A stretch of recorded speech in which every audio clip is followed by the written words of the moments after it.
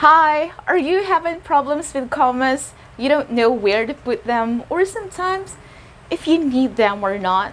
Let's talk about them today.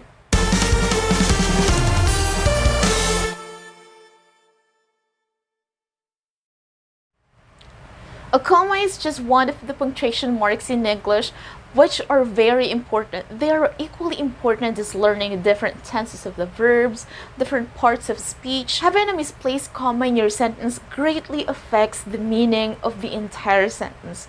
So, again, it is important to place them in their correct places.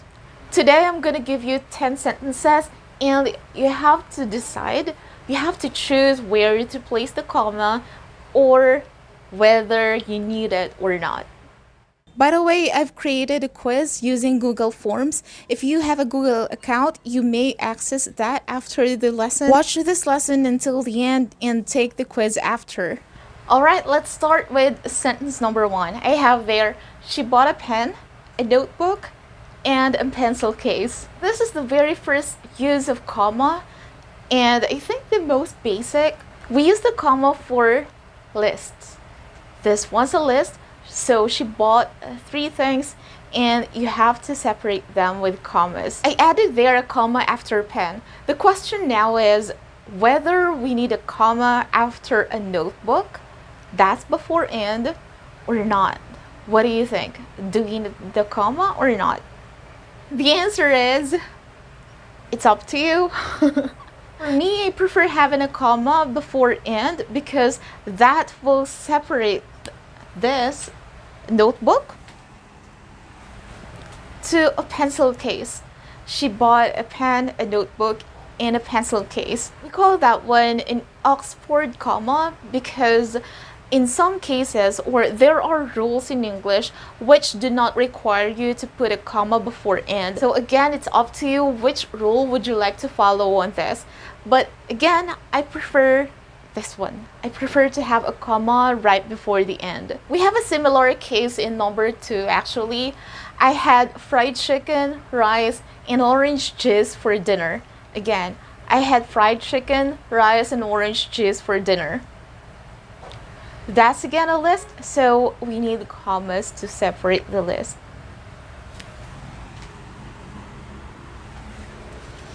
And as you can see, I added a comma right before the end. Let's go straight to the third sentence. Now you have to decide whether you need a comma or not. Or if we need a comma, where do we have to put it? She was already driving home, but she suddenly went back to her office. Again, she was already driving home, but she suddenly went back to her office. Do we need a comma or not? Alright, we need a comma here, but where do we have to put that? Sometimes English learners are confused whether they need to put a comma or use a comma in this type of sentence, or do they have to add a comma or put it before but or after but? There's the answer. You have to put a comma before the word but. Why is that? Because if you're going to look at the first group of words, she was already driving home, you can tell me that we can end the sentence there, right? That's an independent clause. If you've learned independent clause and dependent clause already, you might be familiar with this. And again, if you have an independent clause here, you got a subject there, you got a verb. So yeah, a verb. And if you have that kind of clause, you have to put a comma before this word but. This but here is actually a coordinating conjunction. And if you have a coordinating conjunction in your sentence, most of the time, again, most of the time, you need a comma before it because coordinating conjunctions link two independent clauses. If you're familiar with independent clauses, you might get what I mean right now. I have there this fanboys. It will be easy for you to remember if you have an acronym like this, if you use an acronym.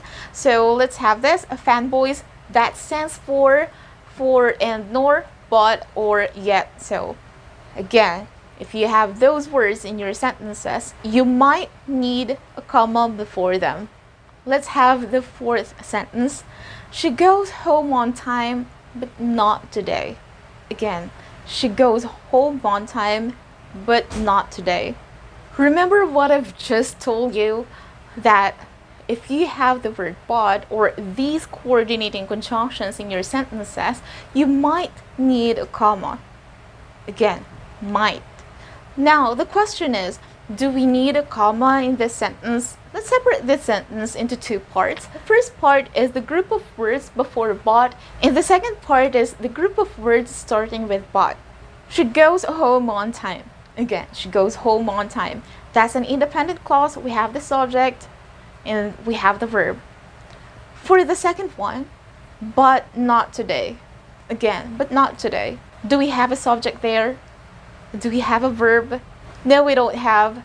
So that means this but here does not link two independent clauses because the other one is not an independent clause. We don't need a comma in this type of sentence. We just have to leave the sentence like that. Yes, we're now ready for the fifth sentence. She got wet because of the rain.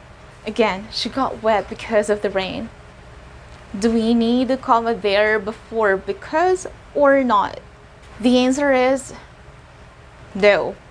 No, we don't need a comma there before because it's not a coordinating conjunction. That, remember the box here earlier? I didn't have because there, but look at sentence number 6. Because of the heavy rain, she has to stay in the office much longer. Again, because of the heavy rain, she has to stay in the office much longer. I want you to look at the position of because in the 5th sentence and in the 6th sentence. For the 5th sentence, because is there, right in the middle of the sentence, so we don't need a comma there. But for the next one, the word because starts the sentence. Now the question is, do we need a comma in this sentence? Yes, we do. You're right. The next question is, where should we put the comma? Remember I've told you something about the independent and dependent clause. In this sentence, we have one dependent clause and we have one independent clause. Let's separate them. So you have to find now where to put the comma. Yes, it's before the word she. Because of the heavy rain, comma, she has to stay in the office much longer. Why? Why is that? Because we have there the subject was just she, and we have the verb phrase has to say. We have again the subject and then the predicate. All right? Meaning to say we use a comma to separate independent to a dependent clause if a subordinating conjunction like because starts the sentence.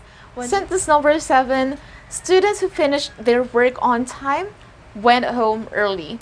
Do we have to put commas? Again, commas, not just one, a pair of commas here in sentence number 7. Like this, students, comma, who finished their work on time, comma, went home early. Should we write the sentence like this without commas? Or maybe we can just use one comma like this. Who is a relative pronoun?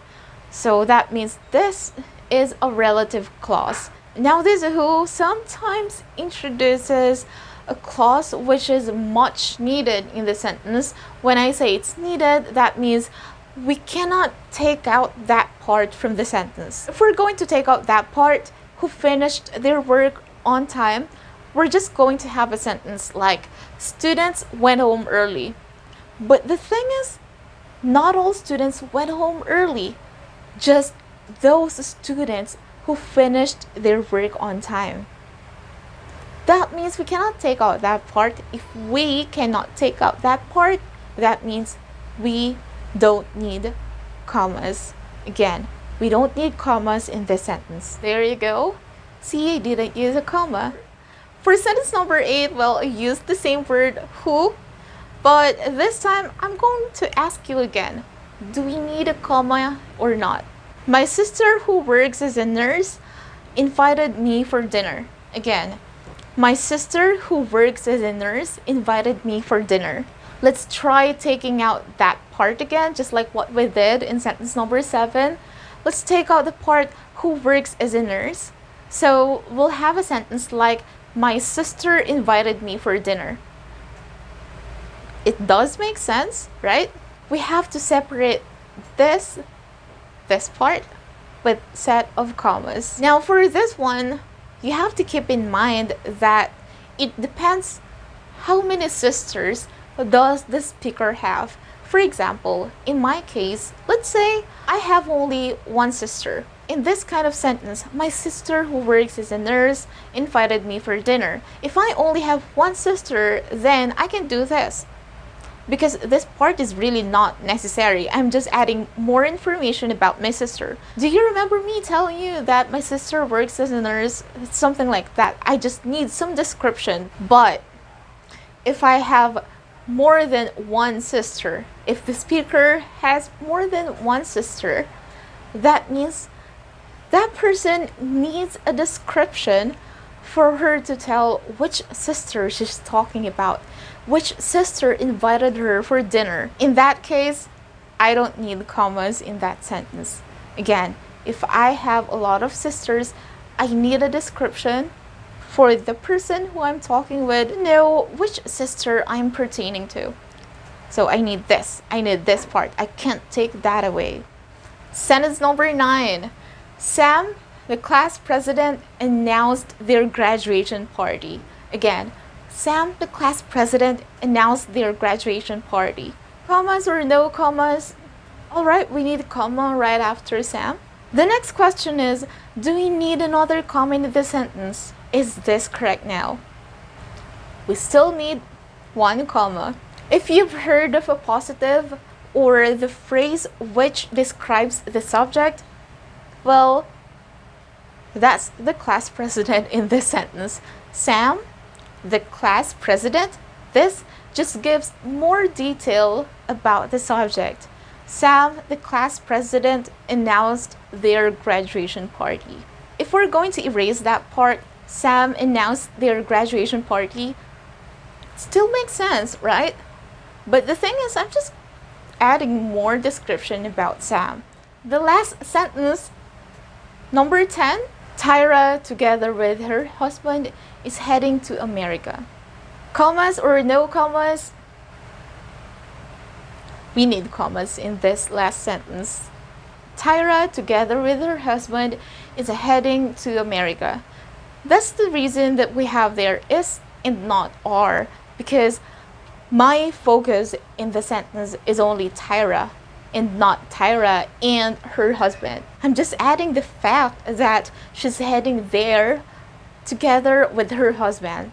And that's the end of our lesson for today. Please don't forget to take the quiz right after watching this lesson for you to know and for me to know how well you've learned from this lesson. If you haven't subscribed yet, please click that subscribe button. Leave there some comments, press the like button so the algorithm of YouTube knows that you're watching this video and that you're enjoying it. If you're really enjoying it, well, I really hope so. If you found this video helpful, informative, share this with other learners. I'd really appreciate that. We have a Facebook page. The link is in the description. We also have a Reddit community. Thank you always for supporting. We now have 1,800 subscribers. For 200 subscribers away from 2,000. And I really hope that all of you viewers watching my lessons really learn from me. Stay safe, stay healthy, dream and make your dream happen. I'll see you on my next video. Bye!